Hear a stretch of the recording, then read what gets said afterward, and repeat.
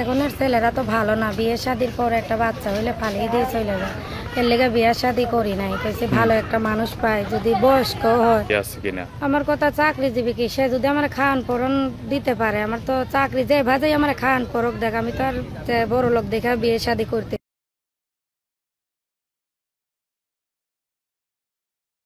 বন্ধুরা, ভিডিওটি দেখার জন্য যারা ক্লিক করেছেন তাদেরকে জানাচ্ছি স্বাগতম। আমি এক অসহায় আপুর সাথে একটু কথা বলবো, দেখবো জানবো যে তিনি কেন প্রতিবেদনে আসছেন। আপু, আসসালামু আলাইকুম। ওয়ালাইকুম আসসালাম। কি অবস্থা আপা, কেমন আছেন? আছি অনেক কষ্টের ভিতরে, এর জন্য আইছিলাম প্রতিবেদনের, অনেক কষ্ট নিয়ে আইছিলাম প্রতিবেদনের সামনে। তাই? কি ধরনের কষ্ট একটু বলেন তো। এই যে ধরো আমার অসুস্থ মা নিয়ে থাকি, নদী ভাঙা লোক, বুঝছো, আমাদের ওখানে তো বাড়ি ঘর নাই। এই যে আমাকে বাড়ি হয়েছে জয়পাড়া। জয়পাড়া? এটা কোন জায়গা জয়পাড়া? জয়পাড়া এই যে নবগঞ্জ আছে না, নবগঞ্জ, হ্যাঁ, ওইদিকে মইলন ঘাট, ওই ঘাটের ওইদিকে আমাকে বাড়ি। আচ্ছা আচ্ছা, নদীতে বাড়ি ঘর ভেঙে গেছে। বুঝতে পারছি, অনেকের বাড়ি নদীতে বিলীন হয়ে যায়, তো তার ভিতর আপনি একজন ভুক্তভোগী। বুঝতে পারছি। তো এখন মূলত আসলে যে নদীতে বাড়ি ঘর ভেঙে গেছে জানলাম, কিন্তু আপনি প্রতিবেদনে কি চাচ্ছেন বা প্রতিবেদনে কি বলতে চান? আইছিলাম অনেক কষ্ট নিয়ে, যদি একটা ভালো মানুষ পাতাম তাইলে বিয়ে শাদি করতাম, আশা নিয়ে আইছিলাম প্রতিবেদনের সামনে। আচ্ছা আচ্ছা, বুঝতে পারছি। মানে একজন ভালো মানুষের আশা নিয়ে আপনি বিয়ের জন্য আপনি পাত্র খুঁজেন, এই কারণে প্রতিবেদন আসছে। ও, বুঝতে পারছি। তো এই যে নদীমাতৃক এলাকা বা এই যে ইয়াতে যে ছিলেন, বা ওখানে কি আপনাকে দেখতে কোনো ছেলে আসে নাই, বা ওখানে আপনার বিয়ের জন্য আইছে ছেলেরা, আলে কি হইব, এখনের ছেলেরা তো ভালো না, বিয়ে শাদির পর একটা বাচ্চা হইলে পালিয়ে দিয়ে চলে যায়।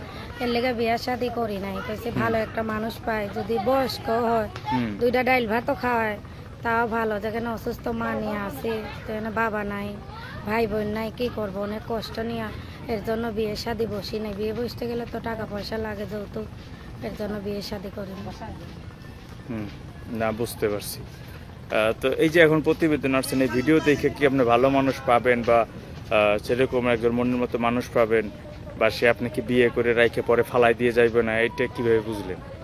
এইটা মানুষের যে একটা অসহায় গরিব, তার পাশে এসে যদি দাঁড়ায়, তারা ভালোবাসা আপন করে নেয়, এতেই তো বোঝা যাইব যে সে সারা জীবন রাখবে কি না রাখবে।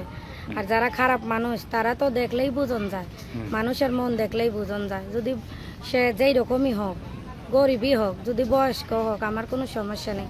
যদি আমার দুটো ডাইল ভাত খাইতে পারি, যে আমার মা ডারে নিয়ে আসি, অনেক কষ্টের ভিতরে আসি, বুঝছেন।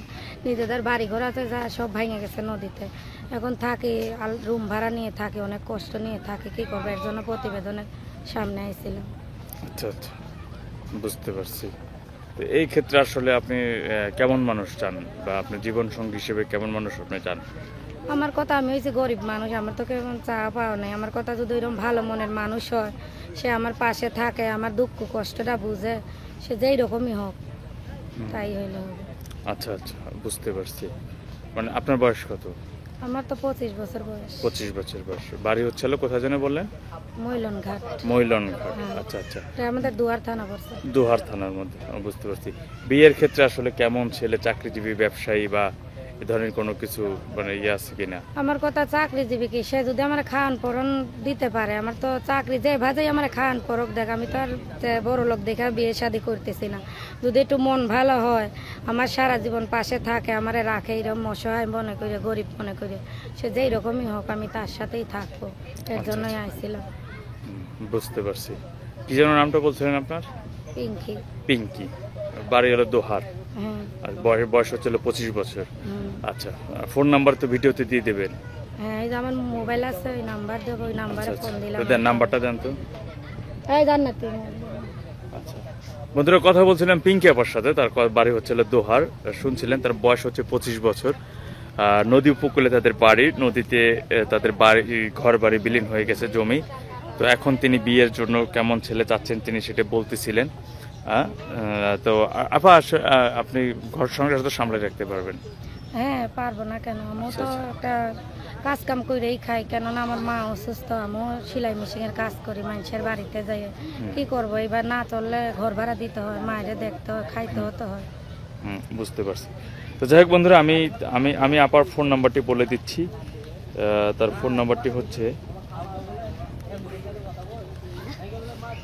0170484 017094259।